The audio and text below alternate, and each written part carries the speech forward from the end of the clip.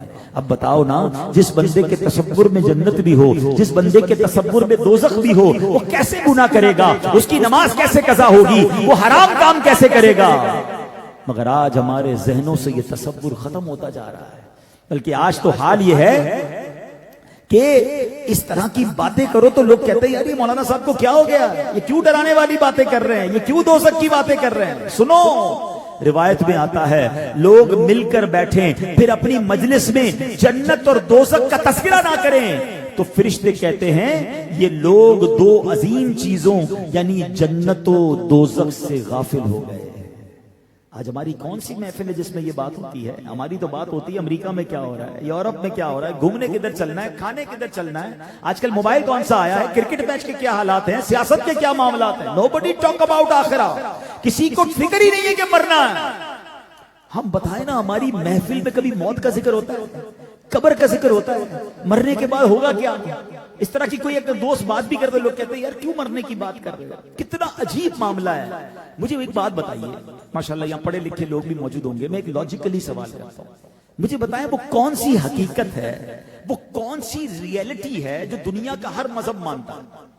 پتہ ہے آپ کو دنیا کے بہت سارے مذاہب ہیں، بہت سارے بلیف والے لوگ ہیں جو سب کی ایک دوسرے کی باتیں نہیں مانتے، مگر میں جس ریئلٹی کی بات کر رہا ہوں نا، ہر مذہب والا، بلکہ جو مذہب کو نہیں مانتا وہ بھی اس حقیقت کو مانتا ہے، بڑا بھی مانتا ہے، چھوٹا بھی مانتا ہے، سائنسدان بھی مانتا ہے، بغیر پڑھا لکھا بھی مانتا ہے، ہر دنیا کا شخص مانتا ہے۔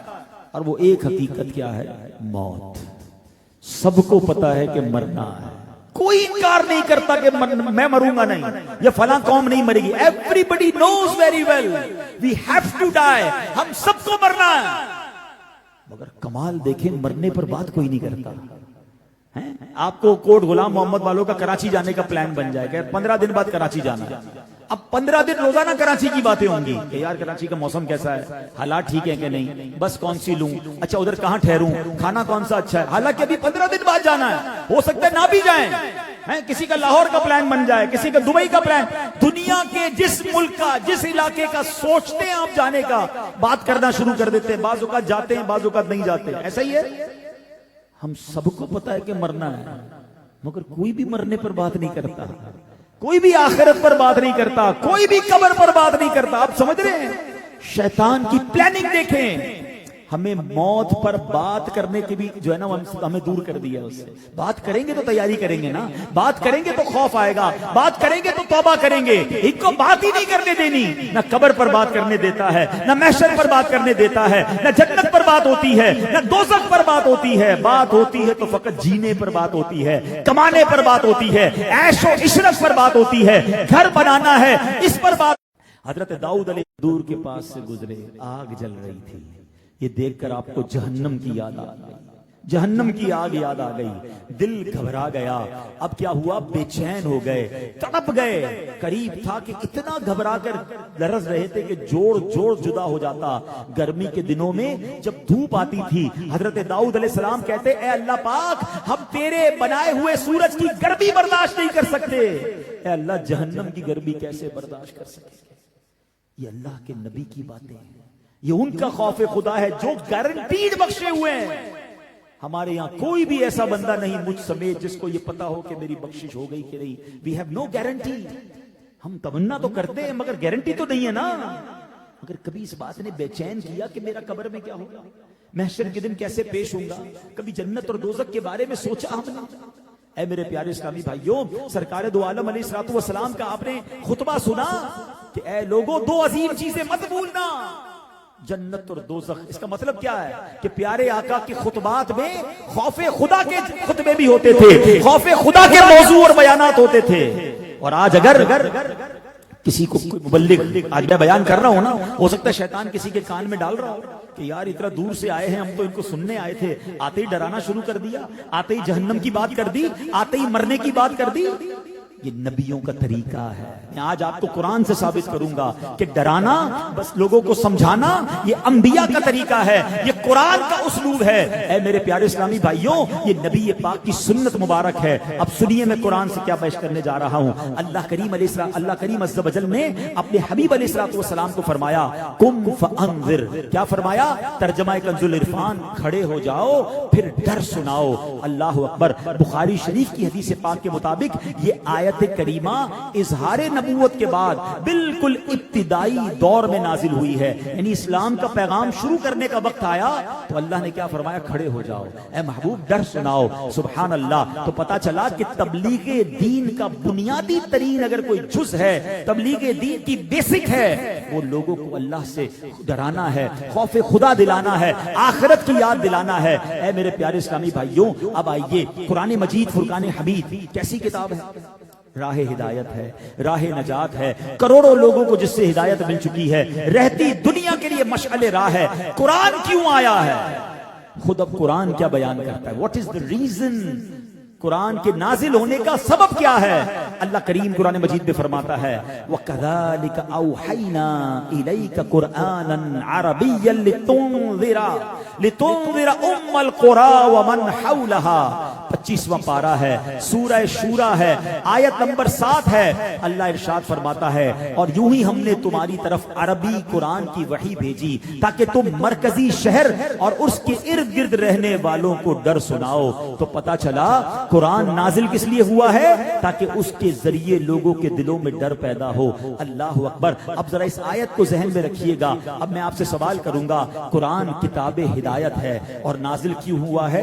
لوگوں کے دلوں میں خوف خدا بڑھانے کے لیے. اس کا مطلب جس کے دل میں خوف خدا ہوگا وہ ہدایت پا جائے گا. قرآن کریم کے ذریعے قوموں کو عروج، ترقی ملتی ہے. مگر قرآن نازل کس لیے ہوا ہے؟ دل میں خوف خدا بڑھانے کے لیے. اس کا مطلب جس کے دل میں خوف خدا ہوگا اسے عروج اور ترقی مل جائے گی. قرآن کریم قرب الہی دلانے والی کتاب ہے، مگر نازل کیوں ہوا ہے؟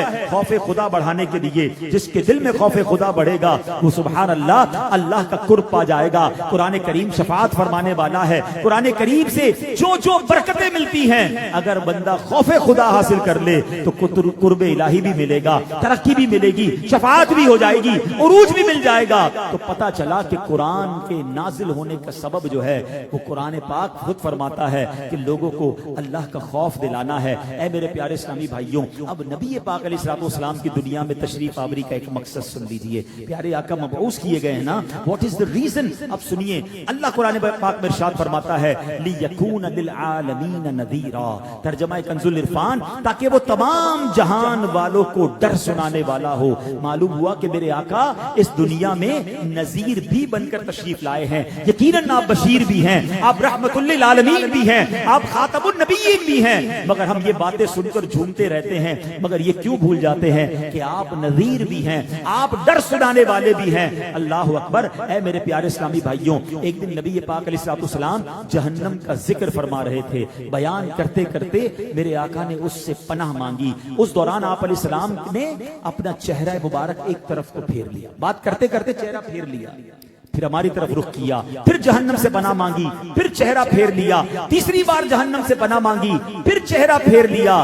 صحابی فرماتے ہیں آپ کا بار بار چہرہ پھیرنا اور آپ کے چہرے کے مقدس تاثرات یہ بتا رہے تھے گویا میرے آقا جہنم کو دیکھ رہے تھے اور ناگواری کا اظہار فرما رہے تھے. پھر آپ نے فرمایا اتقوا النار، یعنی اے لوگو جہنم سے ڈرو. یہ ہے میرے نبی پاک کے ٹاپکس، یہ ہے میرے آقا کے خطبہ. آج ہم نے یہ بات کرنا چھوڑ دی ہے. خدا را میرے پیارے اسلامی بھائی، اس دنیا میں رہ کر ہم نے جہنم سے بچنے کی تیاری کرنی ہے، ہم نے جنت میں جانے کی تیاری کرنی ہے. ہم سب کا مائنڈ سیٹ یہ بن گیا کہ 50 60 70 سال کی زندگی لگژری والی ہونی چاہیے، جو کرنا ہے اس دنیا میں کرنا ہے. ارے یہ دنیا تو تھوڑی ہے، اصل تو آخرت ہے. کہیں ایسا نہ ہو دنیا بناتے بناتے آخرت برباد کر دے.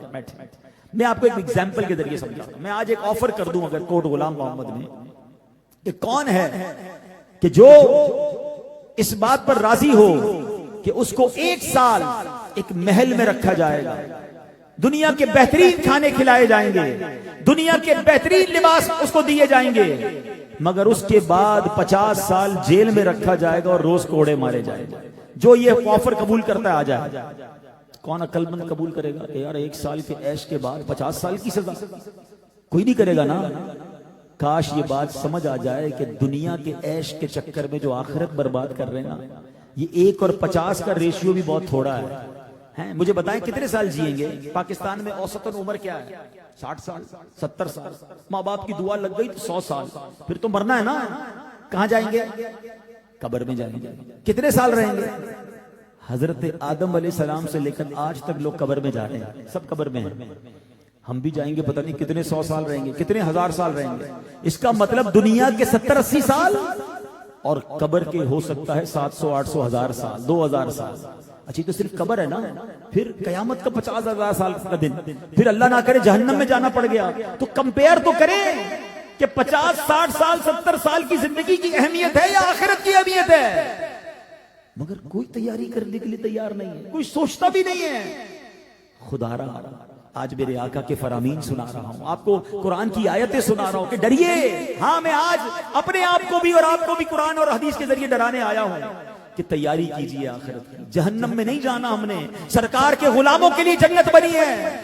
ہم صبر وہ کام کرنے ہیں جو جنت میں جانے والے کام ہوں. آئیے نبی پاک کا انداز کیا ہوتا تھا. میں دوبارہ اسی بات کی طرف آتا ہوں کہ آج اگر کوئی ہمیں بیٹھ کر قبر کی بات کرے، جہنم کی بات کرے، ڈرائے، تو لوگ کہتے ہیں ڈرانے والی باتیں کیوں کرتے ہو، وہ مولوی صاحب وہ بیان کرنے والا اچھا نہیں لگتا. آؤ میں نبی پاک کا انداز بتا رہا ہوں. پیارے آقا تو کیسے رلاتے تھے، کیسے یاد دلاتے تھے. سرکار دو عالم علیہ السلام نے حضرت جریر بن عبداللہ رضی اللہ تعالیٰ عنہ سے روایت ہے کہ نبی پاک علیہ السلام نے ایک بار ہم سے فرمایا، میں تمہارے سامنے سورہ تکاثر پڑھتا ہوں، تم میں سے جو روئے گا وہ جنت میں داخل ہوگا. آپ انداز تو دیکھیں یار، سورت قرآن کی پڑھ رہے ہیں اور فرما کیا رہے ہیں، جو روئے گا وہ جنت میں داخل ہوگا. نبی پاک علیہ السلام نے سورہ تکاثر کی تلاوت فرمائی. ہم میں سے کچھ روئے، کچھ نہ رو سکے. تو اب نبی پاک نے ہم نے عرض کی یا رسول اللہ، ہم نے رونے کی کوشش تو کی مگر رو نہ سکے.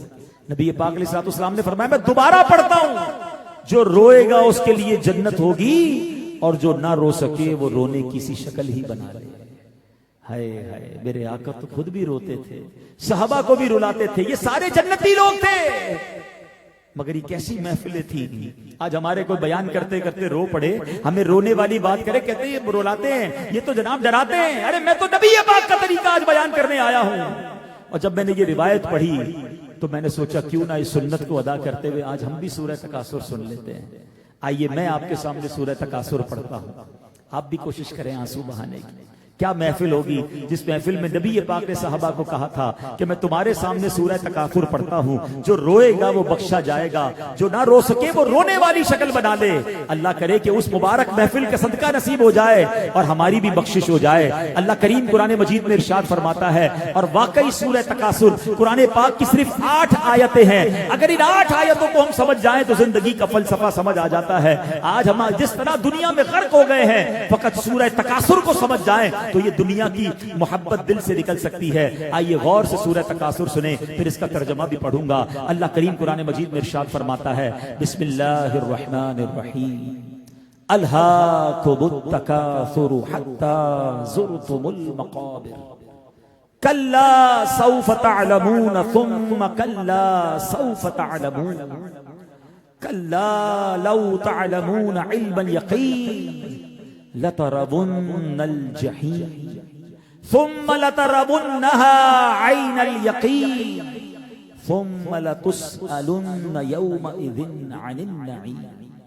اب ذرا ترجمہ سنیے. الہاکم التکاثر، زیادہ مال جمع کرنے کی طلب نے تمہیں غافل کر دیا. حتی زرتم المقابر، یہاں تک کہ تم نے قبروں کا منہ دیکھا. یہ بھی پیسے مل جائیں، جھوٹ سے بھی مل جائیں، ملاوٹ سے بھی مل جائیں، سود سے بھی مل جائیں، چوری کر لوں، ڈاکہ ڈال لوں، اغوا کرتے لو، مال جمع کرتے کرتے قرآن کہتا ہے الہاکم التکاثر حتی زرتم المقابر، قبروں کا منہ دیکھ لیا. کدھر گیا مال؟ کروڑوں اربوں روپے لوگ کما کر پیچھے چھوڑ کر 2 گز کی قبر میں چلے جاتے ہیں. کاش یہ فلسفہ سمجھ آ جائے. آگے قرآن کہتا ہے کلا سوف تعلمون ثم کلا سوف تعلمون، ہاں اب جلد جان جاؤ گے، پھر یقیناً تم جلد جان جاؤ گے. کلا لو تعلمون علم الیقین، یقیناً اگر تم یقینی علم کے ساتھ جانتے تو مال سے محبت نہ رکھتے. لترون الجحیم، بے شک تم ضرور جہنم کو دیکھو گے. ثم لترونها عین الیقین، پھر بے شک تم ضرور اسے یقین کی آنکھ سے دیکھو گے. ثم لتسألن یومئذ عن النعیم، پھر بے شک ضرور اس دن تم سے نعمتوں کے متعلق پوچھا جائے گا. جتنی نعمتیں ملی ہیں نا، آنکھ کے بارے میں پوچھا جائے گا. میرے بندے آنکھ اس لیے دی تھی کہ حرام دیکھو. زبان کے بارے میں پوچھا جائے گا. گونگا نہیں بنایا اللہ نے مجھے اور آپ کو کہ زبان اس لیے دی کہ گالیاں نکالیں، زبان اس لیے دی کہ غیبت کریں، کہ زبان اس لیے دی تھی کہ تلاوت کرے، درود پڑھے. یہ ہاتھ ظلم کرنے کے لیے رب نے نہیں دیے تھے، یہ ہاتھ لوگوں کی مدد کرنے کے لیے دیے. ہر نعمت کے بارے میں سوال ہوگا. کاش قرآن پاک کی یہ صورت ہمارے دلوں پر نقش ہو جائے اور اب اس کا میسج لینے میں کامیاب ہو جائے. اے میرے پیارے اسلامی بھائیوں، اب یہاں ایک دو باتیں میں اور عرض کرتا ہوں. یاد رکھیے ڈرانا دو قسم کا ہوتا ہے. ایک تو اس بات کا ڈرانا کہ کوئی خطرہ ہے نہیں، ویسے ہی ڈراتے ہیں. کوئی بندہ یہاں سے کراچی جا رہا ہے تو کہہ رہا ہے بھائی جاؤ، حالات بہت خراب ہیں، راستہ بھی ٹوٹا ہوا ہے، ڈاکو بھی راستے میں، حالانکہ ایسا کچھ بھی نہیں ہے. تو یہ ڈرانا تو غلط ہے، برا ہے. مگر ایک ڈرانا یہ ہے کہ خطرہ موجود ہے. اب آدمی ڈرائے تو ایسا ڈرانا والا جو ہوتا ہے وہ خیر خواہ ہوتا ہے کہ بھائی ابھی میرے سامنے معاملہ ہوا ہے، حالات ٹھیک نہیں ہے، مت جاؤ. وہ کون ہوتا ہے؟ وہ خیر خواہ ہوتا ہے. ڈاکٹر کیا کہتے ہیں کہ جناب کینسر تمہارا بڑھ جائے گا، تمہاری طبیعت خراب ہو جائے گی، یہ بت کھانا ورنہ ہارٹ اٹیک ہو جائے گا. تو ڈاکٹر سے لڑتے کہ ڈرا کیوں رہے ہو؟ ڈاکٹر خیر خواہ ہے، اس لیے بتا رہا ہے، اس کا تجربہ بتا رہا ہے، ہماری بیماری اسے بتا رہی ہے. تو ہم ڈاکٹر کو اچھا سمجھتے ہیں کہ اس نے خطرے سے آگاہ کر دیا.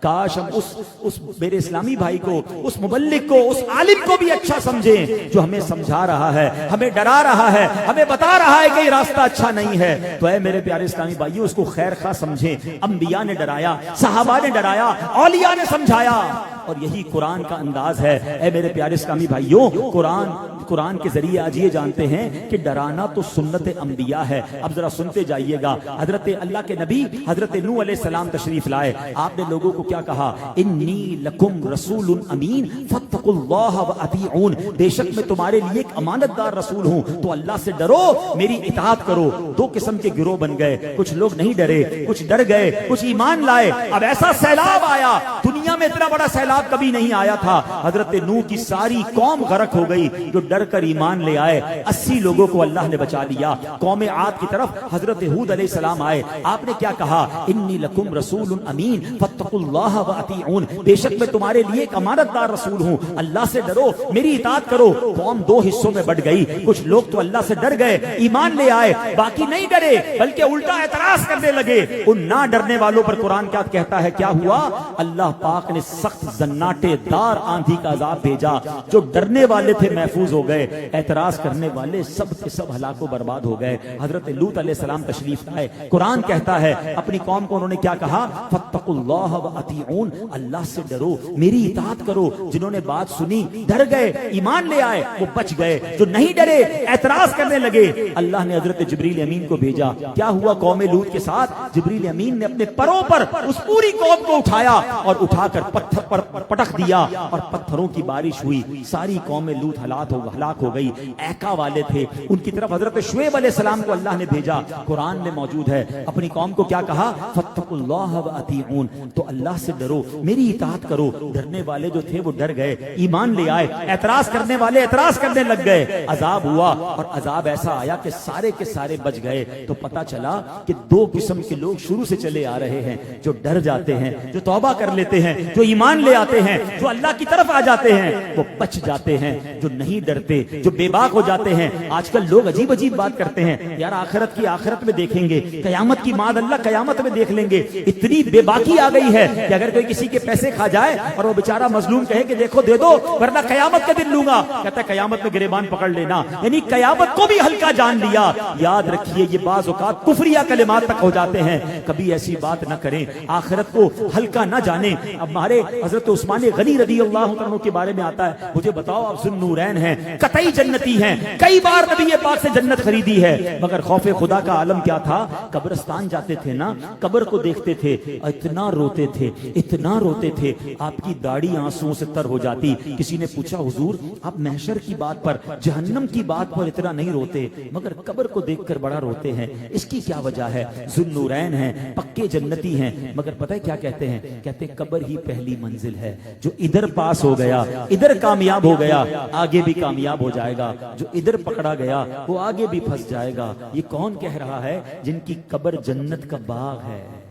مگر سچ بتاؤ میں اور آپ قبرستان جاتے ہیں کبھی خیال آتا ہے؟ اب تو جنازے میں جاتے نا لوگ تو موبائل چل رہا ہوتا ہے، ہنسی مذاق ہو رہی ہوتی، کاروبار ہو رہا ہوتا ہے، اللہ اکبر، میت دفنائی جا رہی ہے اور آپ کو اس وقت بھی کوئی عبرت نہیں ہو رہی۔ پہلے کے زمانے میں پتہ کیا ہوتا تھا؟ لوگوں کو یہ پہچاننا مشکل ہو جاتا تھا کہ میت کا رشتہ دار کون ہے۔ پتہ کیوں؟ سارے روتے تھے، اس لیے نہیں کہ سب کو میت سے بڑا پیار ہوتا تھا، کیونکہ جو قبرستان جاتا تھا سب کو اپنی قبر یاد آتی تھی، سب اس لیے روتے تھے۔ اور آج قبرستان بھی جائیں، اپنے ہاتھ سے قبر میں اتاریں، ہم اپنے دوستوں کو قبر میں اتارتے ہیں۔ آپ نے دیکھا کیا کہتے ہیں دوست؟ یار ذرا پوری قبر مٹی ڈال دو، دیکھو وہ سوراخ رہ گیا اس کو بھی بند کر دو، ایک سوراخ بھی نہیں چھوڑتے ہوا کے لیے، اس طرح دفن کیا جاتا ہے۔ اس دفن کرتے وقت کیوں خیال نہیں آتا کہ آج اس کو ڈال رہا ہوں کل میری باری ہے؟ کس بات کا کروفر ہے، کس بات کا جاہو جلال ہے، کس بات کا روب ہے، کس بات کا دبدبہ ہے، کس بات کا ظلم اور زیادتی ہے؟ ارے مرنا ہے اور اکیلے قبر میں جانا ہے، وہاں کسی کی نہیں چلے گی، وہاں میرے اعمال ہوں گے اور میں ہوں گا۔ کیوں تیار نہیں کرتے اعمال؟ یہ جو ساری زندگی مال جمع کرنے کی فکر میں ہے نا، پتہ جس دن میں اور آپ مریں گے نا، رشتہ دار کیا کہیں گے؟ میت نے پیچھے کیا چھوڑا ہے، مگر پتہ فرشتے کیا کہیں گے؟ میت نے آگے کیا بھیجا ہے۔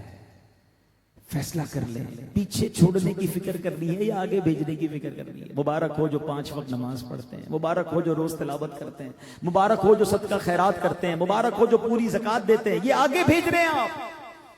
اور سوچے وہ بندہ جس کی نمازیں قضا ہو رہی ہیں، جو لوگوں پر زیادتی کر رہے ہیں، جو زکوٰۃ پوری نہیں دیتے، جو حرام کماتے ہیں، جو ماں باپ کو ستاتے ہیں، جو شراب پیتے ہیں، جو بدکاریاں کرتے ہیں، مر کر کیا جواب دو گے؟ ایسا نہ کرو، خدا کے واسطے نہ کریں۔ آج لائٹ چلی جائے تو نیند نہیں آتی، قبر میں آگ اور بچھو آ گئے تو کیا کریں گے؟ خدا کے واسطے آج اس اجتماع میں آئے نا، آج سب نے بدل کر جانا ہے۔ کب تک اللہ کو ناراض کریں گے؟ کب تک اپنی آخرت پر بات کریں گے؟ ہم سب نے مرنا ہے اور یہ بھی نہیں پتا کب مرنا ہے۔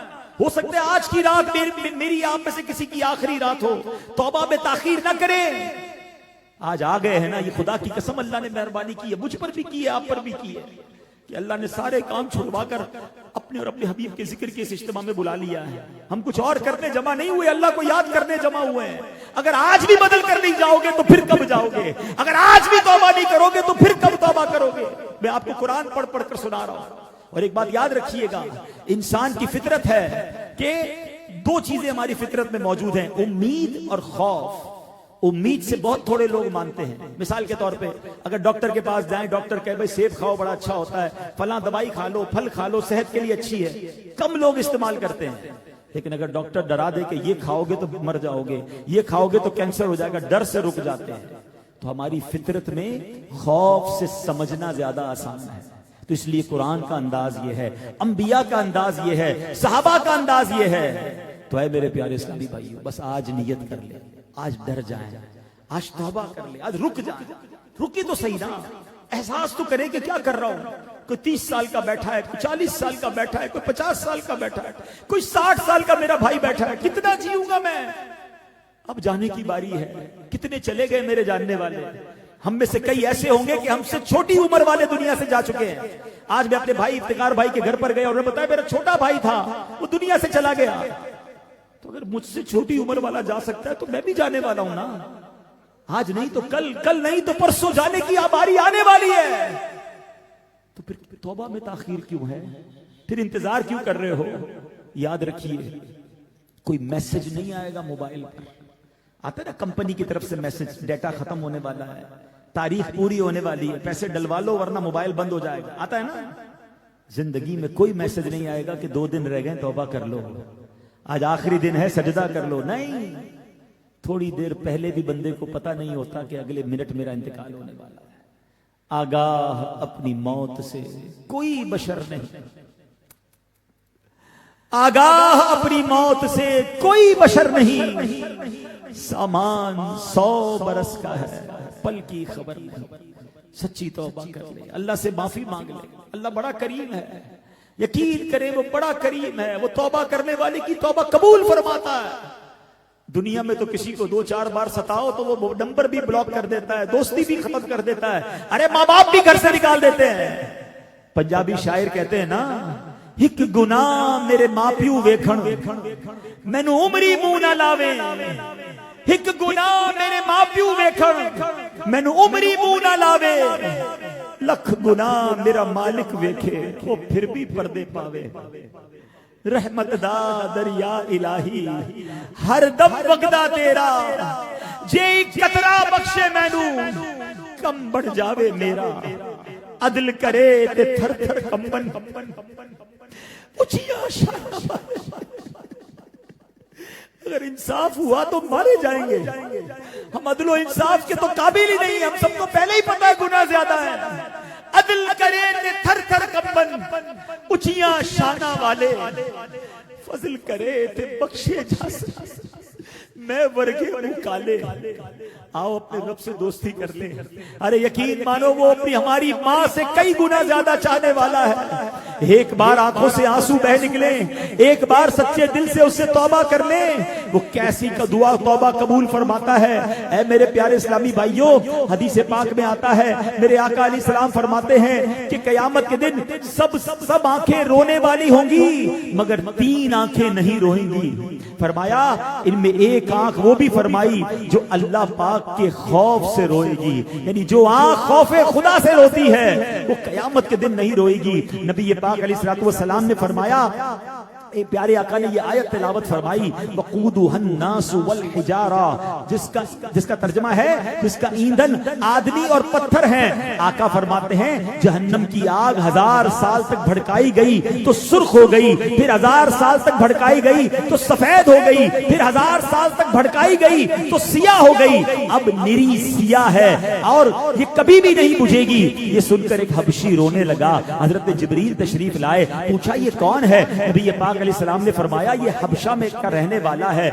جبریل امین نے فرمایا اللہ پاک فرماتا ہے مجھے عزت و جلال کی قسم، میرا جو بندہ دنیا میں میرے خوف سے روئے گا میں اسے جنت میں ضرور ہنساؤں گا. اللہ کرے کہ ہمیں اس کا حقیقی خوف نصیب ہو جائے.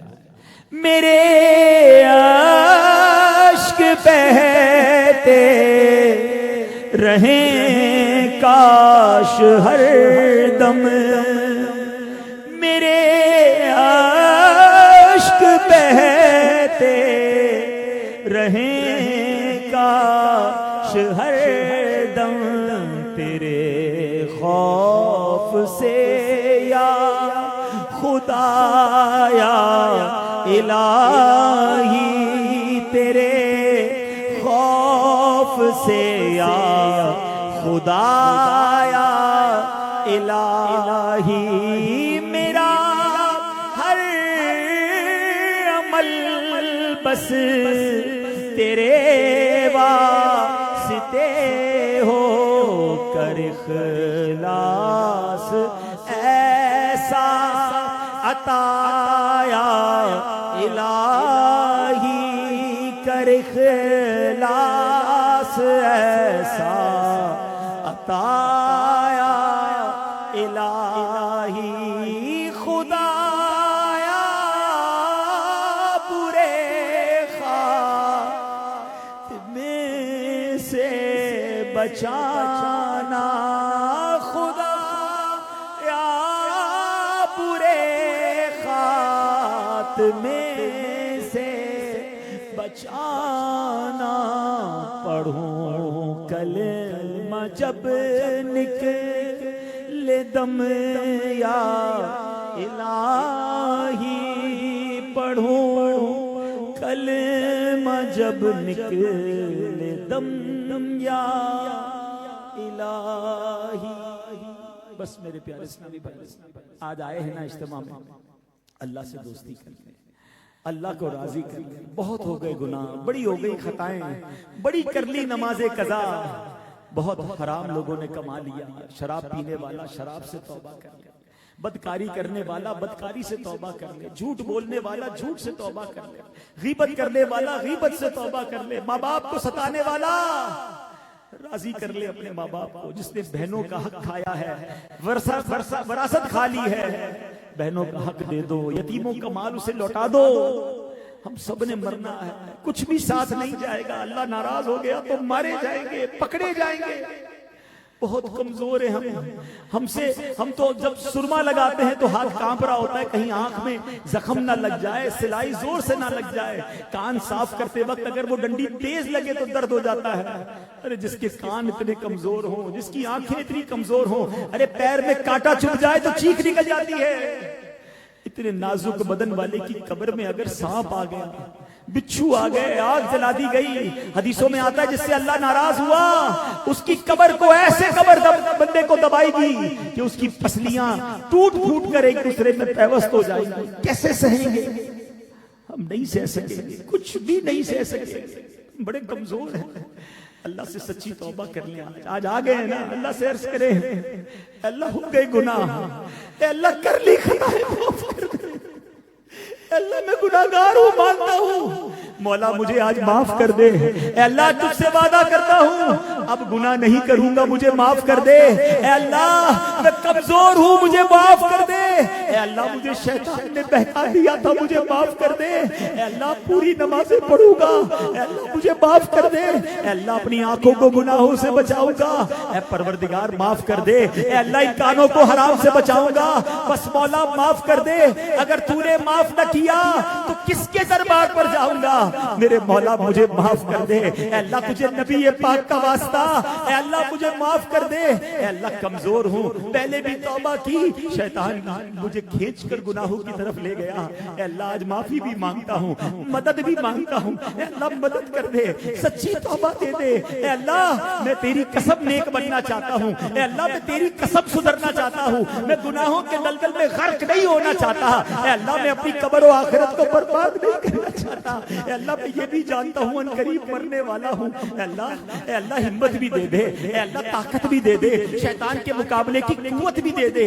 اور اے اللہ مجھے معاف بھی کر دے. اے اللہ اپنے پسندیدہ بندوں میں شامل کر لے. اے اللہ میں تیرے مردود بندوں میں نہیں، تیرے محبوب بندوں میں شامل ہونا چاہتا ہوں. اے اللہ مجھے شامل کر دے. آج کے اجتماع کی برکت سے مجھے معاف کر دے. آؤ میرے پیارے اسلامی بھائیوں، اپنے رب سے دوستی کر لو، اپنے رب سے معافی مانگ لو، اور بس آج نیت کر لو اللہ بڑا قریب ہے. آپ نے نیت کرنی ہے، اس نے مدد کرنی ہے. سچی پکی نیت کیجئے، اور جس کے دل میں پکا ارادہ ہو وہ یہ نعرہ بلند کرے کہ انشاءاللہ آج کے بعد ہماری کوئی نماز قضا نہیں ہوگی، آج کے بعد جھوٹ نہیں بولیں گے، آج کے بعد حرام روزی کے قریب نہیں جائیں گے، آج کے بعد کوشش کریں گے کہ سنت کے مطابق زندگی گزاریں. اے میرے پیارے اسلامی بھائیوں، اگر واقعی اب ذہن بن گیا ہے، اگر واقعی یہ دل بن گیا ہے کہ اب گناہ نہیں کر لے، تو آؤ میں آپ کو راستہ بتاتا ہوں، آؤ میں آپ کو طریقہ بتاتا ہوں. اور وہ راستہ یہ ہے کہ ہم دعوت اسلامی کے ماحول سے وابستہ ہو جائیں. واللہ ہم نے لاکھوں نوجوانوں کو دیکھا ہے کہ جو بدلتے چلے جا رہے ہیں. آپ دیکھیں نا، آپ کے محلے میں، آپ کے شہر میں، آپ کے علاقے میں مثالیں ہوں گی کہ جو ایک وقت کی نماز نہیں پڑھتا تھا آج لوگوں کو فجر میں اٹھانے والا بن گیا ہے. آپ ایسے کئی نوجوانوں کو جانتے ہوں گے جو اپنے ماں باپ کی بات بھی نہیں مانتے تھے، آج ماں باپ کی ہاتھ چومنے والے بن گئے. سروں پر امامے ہیں، چہرے پر داڑھی ہے. ارے جب یہ بدل سکتے ہیں تو میں بھی بدل سکتا ہوں، میں بھی نیک بن سکتا ہوں. اپنے لیے، اپنے بچوں کے لیے، اپنے گھر والوں کے لیے اس ماحول کو اپنا لیجئے. اسلامی بہنوں کو اسلامی بہنوں کے اجتماع میں بھیجیں، اسلامی بھائی اسلامی بھائیوں کے اجتماع میں آئیں.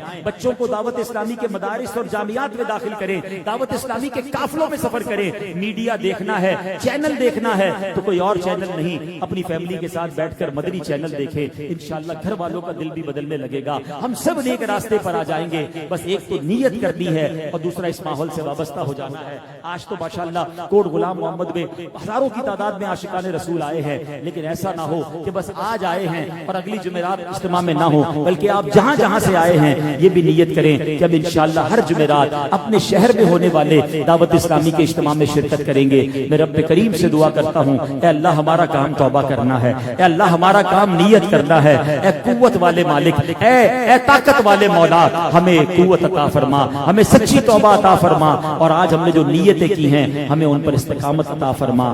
آمین بجاہ النبی الامین صلی اللہ تعالی علیہ وسلم۔ صلو علی الحبیب صلی اللہ تعالی علی محمد صلی اللہ علیہ وسلم۔ پیارے پیارے اسلامی بھائیو، الحمدللہ ہم مسلمان ہیں۔ مسلمان کا سرمایہ اس کا ایمان ہے۔ ایمان کی حفاظت کا ایک ذریعہ کسی پیر کامل کا مرید ہونا بھی ہے۔ مرید بننے میں خرچ کچھ نہیں، جبکہ دنیا و آخرت کی برکتیں بے شمار ہیں۔ جیسا کہ حضور غوث اعظم شیخ عبد القادر جیلانی رحمۃ اللہ تعالی علیہ کے فرمان کے مطابق ان کا مرید چاہے کتنا ہی گناہگار ہو، وہ اس وقت تک نہیں مرے گا جب تک توبہ نہ کر لے۔ مزید فرمانے غوث اعظم ہے، میں اس وقت تک اپنی رب کی بارگاہ سے نہ ہٹوں گا جب تک اپنے ایک ایک مرید کو داخل جنت نہ کرا لوں۔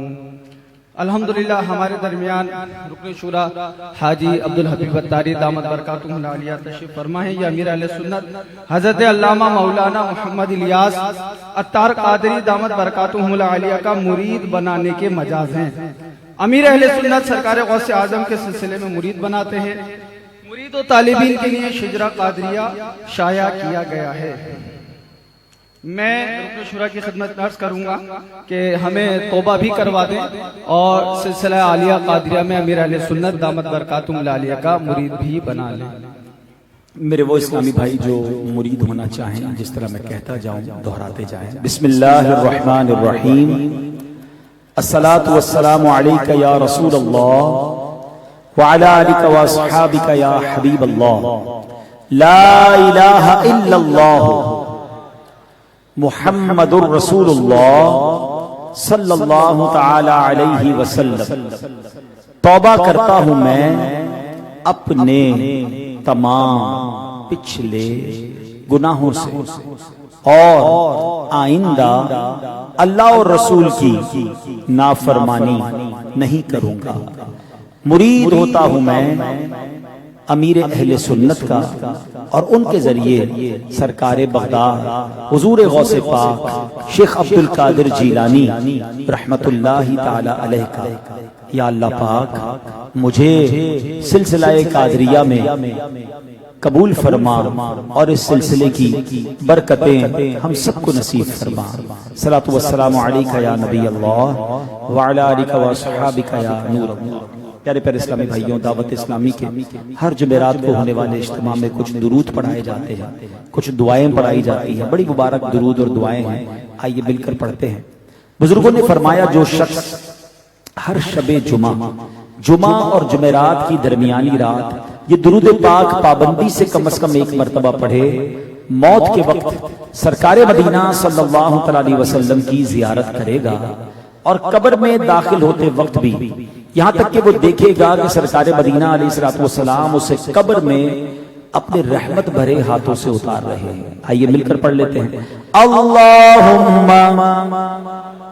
صلی وسلم وبارک علی سیدنا محمد النبی الامی الحبیب العالی القدر العظیم الجاہ وعلی آلہ وصحبہ وسلم۔ حضرت انس رضی اللہ تعالیٰ عنہ سے روایت ہے کہ تاجدار مدینہ صلی اللہ علیہ وسلم نے فرمایا جو شخص یہ درود پاک پڑھے اگر کھڑا تھا تو بیٹھنے سے پہلے اور بیٹھا تھا تو کھڑے ہونے سے پہلے اس کے گناہ معاف کر دیے جائیں گے۔ آئیے مل کر پڑھتے ہیں۔ اللہم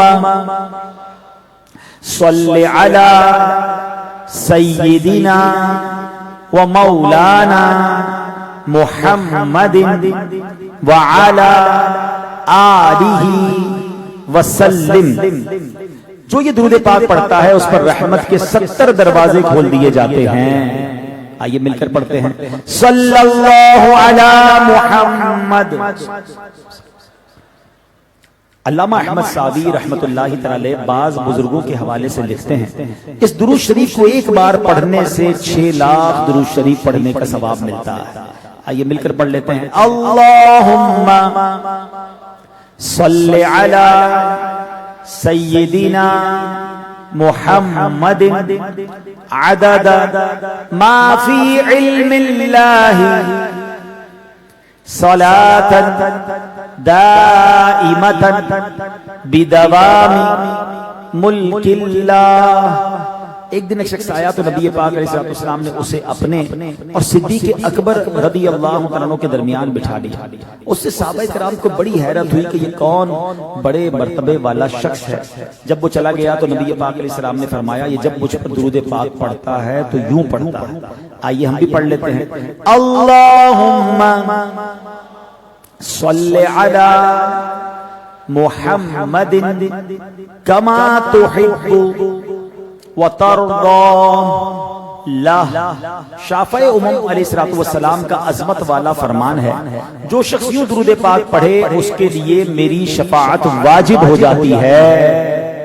آئیے پڑھ لیتے ہیں اللہم صلی علی محمد وَأَنزِلْهُ الْمَقْعَدَ المقرب عندك یوم القیامہ۔ حضرت ابن عباس رضی اللہ عنہ سے روایت ہے کہ نبی پاک علیہ السلام نے فرمایا اس کو پڑھنے والے کے لیے 70 فرشتے 1000 دن تک نیکیاں لکھتے ہیں۔ آئیے پڑھتے ہیں جزا اللہ عنا محمدن ما ہوا اہلہ۔ فرمان مصطفیٰ صلی اللہ علیہ وسلم جس نے اس دعا کو 3 مرتبہ پڑھا گویا اس نے شب قدر حاصل کر لی۔ آئیے مل کر پڑھتے ہیں لا الہ الا اللہ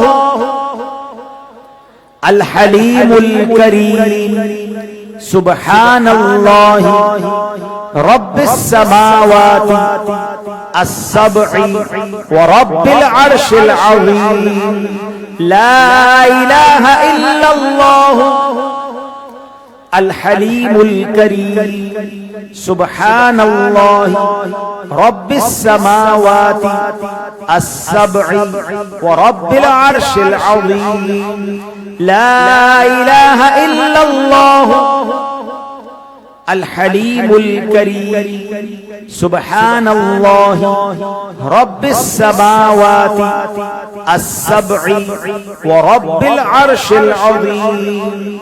صلو علی الحبیب